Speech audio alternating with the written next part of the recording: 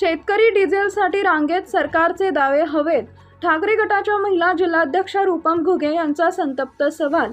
शेतकरी टिकला तर देश टिकेल, मग शेतकऱ्यांनाच डिझेलसाठी भटकंती का? रूपम घुगे. भारत हा कृषीप्रधान देश म्हणून संपूर्ण जगभरात ओळखला जातो. शेतकरी टिकला तरच देश टिकेल. मात्र आज खरीप हंगाम तोंडावर असताना शेतकऱ्यांना ट्रॅक्टरसाठी डिझेल मिळत नाही, ही अत्यंत गंभीर परिस्थिती आहे, असा घणाघाती आरोप ठाकरे गटाच्या महिला जिल्हाध्यक्षा रूपम घुगे यांनी केलाय. राज्यात अनेक ठिकाणी डिझेल पेट्रोल टंचाईची परिस्थिती निर्माण झाली असून शेतकऱ्यांना पेट्रोल पंपावर तासनतास रांगेत उभे राहावं लागत असल्याचं चित्र आहे. यावर प्रतिक्रिया देताना रूपम घुगे म्हणाले की मुख्यमंत्री देवेंद्र फडणवीस यांनी राज्यात इंधनाचा पुरेसा साठा असल्याचं वक्तव्य केलं होतं. मग प्रत्यक्षात शेतकऱ्यांना लाईनमध्ये का उभं राहावं लागत आहे, असा थेट सवाल त्यांनी केलाय.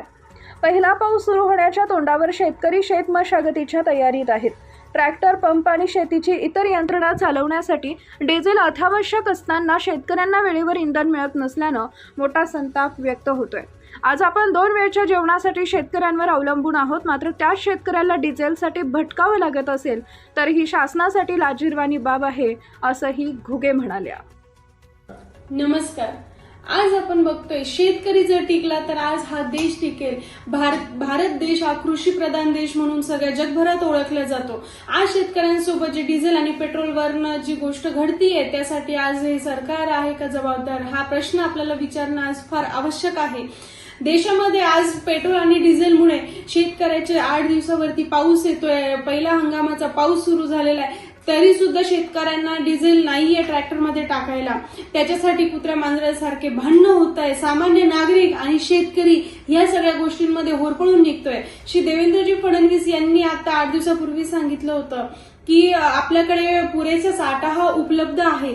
जर पुरेसा साठा हा उपलब्ध आहे तर शेतकऱ्यांना लाईनमध्ये का उभं राहावं लागतंय आणि शेतातली कामं सोडून इथे रस्त्यांवरती ते पेट्रोल पंपाच्या आणि त्याच्या बाहेर 1-1.5 किलोमीटरच्या रांगा करून का उभे आहेत, हे आपल्या मुख्यमंत्र्यांनी एकदा बघायला पाहिजे. आज जर आपला शेतकरी जगला तर आपण सगळे जगू. कारण की तुम्ही कितीही आधुनिक आणि कितीही तंत्रज्ञान आणलं तरी सुद्धा जर तुम्हाला 2 टाइम जेवायचं असेल तर शेतामधले गहू आणि शेतामधले धान्य हे खाण्यासाठी लागतात. तर त्यासाठी आज हा शेतकरी जगणं फार आवश्यक आहे. आज आपण कर्जमुक्तीचं बघतोय, त्यांनी 30 जून तारीख दिली आहे. ती 30 जून तारीख ही 30 एप्रिल किंवा 30 मार्च का नव्हती, हे सुद्धा विचारणं तितकंच आवश्यक झालेलं आहे आपल्याला श्री मुख्यमंत्र्यांना. की आज जो रस्त्यावरती राडा होतोय, आज जे सर्व लोक परेशान आहेत, सामान्य नागरिकाला जॉबला जायचं असेल तर त्याला गाडीमध्ये पेट्रोल नाही, तर त्यांनी त्याचा उदरनिर्वाह हा कसा करावा?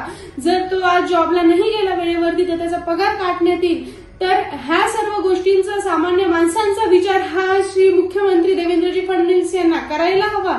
आज जालना जिल्ह्याचे जिल्हाधिकारी मॅडम हे पत्र काढतायत की शेतकऱ्या कोणालाही कॅनमध्ये डिझेल पेट्रोल देऊ नये. तर शेतकऱ्यांनी शेतीच्या मशागतीसाठी पेट्रोल डिझेल हे कसं न्यावं, याचं उत्तर आज सरकारने आणि जिल्हाधिकारी मॅडमनी देणं आवश्यक आहे. आज मला खरंच खूप त्रास होतोय सगळं बघून की हेच आपले अच्छे दिन बघायचे राहिले होते का? याआधी शेतकरी हा सुखी होता. आज ह्या वर्षीचं किती प्रमाण आत्महत्येचं वाढेल ह्या सर्व कारणांमुळे, आणि ह्यासाठी कोण जबाबदार राहील? आणि त्यांना तुम्ही 2-2 लाख रुपये देऊन तुम्ही त्यांना शांत बसवणार आहात का? याचं उत्तर आहे श्री मुख्यमंत्र्यांनी देणं फार आवश्यक आहे. एवढंच मी म्हणू इच्छिते. मी रूपम रमेश घुगे, जिल्हा प्रमुख महिला आघाडी शिवसेना जालना जिल्हा. धन्यवाद.